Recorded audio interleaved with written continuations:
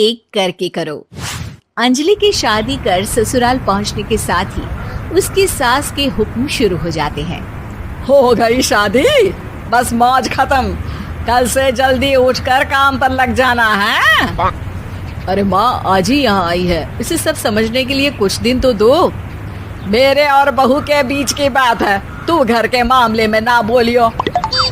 इस पर जतिन वहाँ से अपने कमरे में चला जाता है और सास अंजलि को काम की लिस्ट सुनाने लगती है। सुबह पहले घर की सफाई करनी है, फिर कपड़े धोने हैं, साथ में खाना भी बनाना है। एक की वजह से दूसरा काम रुकना नहीं चाहिए है। जी मम्मी जी ठीक है। ये कहकर अंजलि अपने कमरे में चली जाती है। अंजलि, मम्मी हमेशा बोलती थी बहू आएगी तो उनका काम हल्का होगा, पर मुझे नहीं पता था कि वो काम हल्का करने की जगह टाल ही देंगी। कुछ नहीं होता, ये सब मैं अपने घर में भी तो करती थी, मुझे आदत है, कोई दिक्कत नहीं होगी। ठीक है, पर अगर कुछ हो तो बता देना। दोनों सो जाते हैं और अगली सुबह से अंजलि जल्दी उठ के सास के बताए कामों में जुट जाती है, जिसमें वो जैसे ही कपड़े धोने लगती है तो सास वहाँ आ जाती है। अरे सुनो, ये कपड़े ऐसे नहीं धुलेंगे, सबको डिवाइड कर फिर एक एक करके अलग अलग धोने हैं। क्या एक एक कपड़ा अलग करके? एक बार में सुनाई नहीं देता क्या? वही बोला है मैंने, लग जाओ काम पर हैं? सास की बात मानते हुए अंजलि एक एक करके कपड़े धोना शुरू करती है, जिसे करते हुए आधा दिन बीत जाता है। अरे रे, सुबह से कब दोपहर हो गई पता ही नहीं चला, अभी तो खाना भी बनाना है।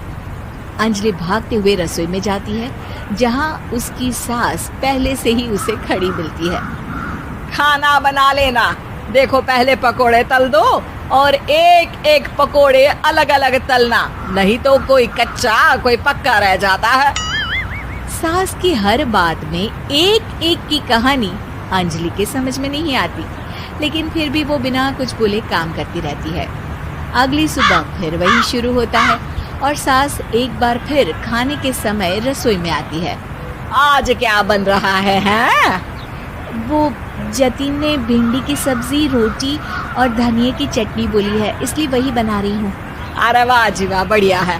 पर भिंडी एक एक करके धोना, फिर टोवेल से पोंछकर एक एक करके ही काटना, साथ ही धनिया की पत्ती भी एक एक करके ही धोना।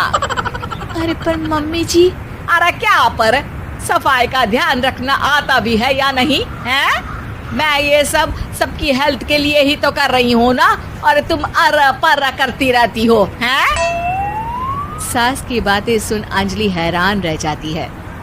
मैं तो सिर्फ सोचती थी कि जानबूझकर मेरा काम बढ़ाने के लिए ये सब करती हैं, पर ये तो काम बढ़ाने के साथ परेशान भी करना चाहती हैं। मैंने इनकी कौन सी बहस खोल दी जो इतनी दुश्मनी निकाल रही हैं? अब क्या करूं? अब अंजलि सास की बातों और हरकतों के बीच फंस जाती है। काम के लिए मना भी नहीं कर सकती, नहीं तो जाने कौन सा ड्रामा खड़ा कर दे। पर अंजलि, तुझे कुछ तो करना पड़ेगा। इतनी देर में जतिन भी वहां आ जाता है। अरे कौन ड्रामा खड़ा कर रहा है और क्या करना पड़ेगा? जतिन की बात सुन अंजलि सोच में पड़ जाती है। इन्हें सच बताऊं या नहीं? पर अगर ये गुस्सा हो गए तो? वैसे भी अपनी माँ से बहुत प्यार करते हैं, फिर उनके खिलाफ कुछ सुन कैसे लेंगे? अंजलि ये सब सोच ही रही होती है कि जतिन फिर बोलता है। अरे क्या हुआ, कहाँ खो गई? अरे नहीं कुछ नहीं, वो मैं टीवी सीरियल के बारे में सोच रही थी। यहाँ और कौन ड्रामा करेगा? अरे तुम भी ना, चलो मैं चलता हूँ। इसके बाद कुछ दिनों तक अंजलि सास को सबक सिखाने के लिए अलग अलग प्लान सोचती रहती है, पर उसे सास के एक एक करके काम करवाने की आदत बंद करने का कोई तोड़ नहीं मिलता। अगर ऐसे ही चलता रहा तो कहीं मैं एक दिन अपने सिर के बालों को भी एक एक करके सुलझना ना शुरू कर दूं। पगली हो गई है क्या? अकेले में क्या बड़बड़ किए जा रही हो? वैसे आज खाने में क्या है? आलू की सब्जी। तो फिर आलू को अच्छे से काट कर उसके कटे हुए कपड़ों को एक एक करके ही धोना है। बिल्कुल, इसे कैसे भूल सकती हूँ। मेरे जी का जंजाल। अरे बातें कम काम ज्यादा है।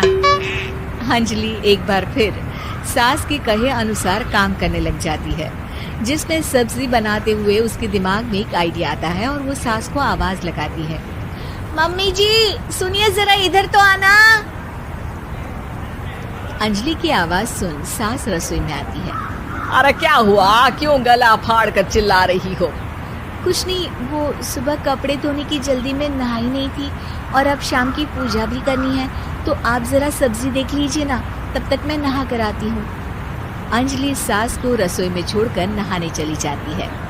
इसी तरह देखते देखते 4 घंटे बीत जाते हैं, लेकिन अंजलि बाथरूम से बाहर ही नहीं निकलती, जिसे देख सास उसे आवाज लगाती है। अरे बाथरूम में ही समाधि लगा ली क्या? यहाँ सब्जी बनकर ठंडी भी हो गई और अभी तक तेरा नहाना खत्म नहीं हुआ। मम्मी जी जैसे आप कहती हैं ना, मैं वैसे ही एक एक करके अपने बाल शैम्पू कर रही हूँ। तो अभी 3 घंटे और लगेंगे, तब तक काम और जतिन को खाना सर्व करना आप संभाल लेना।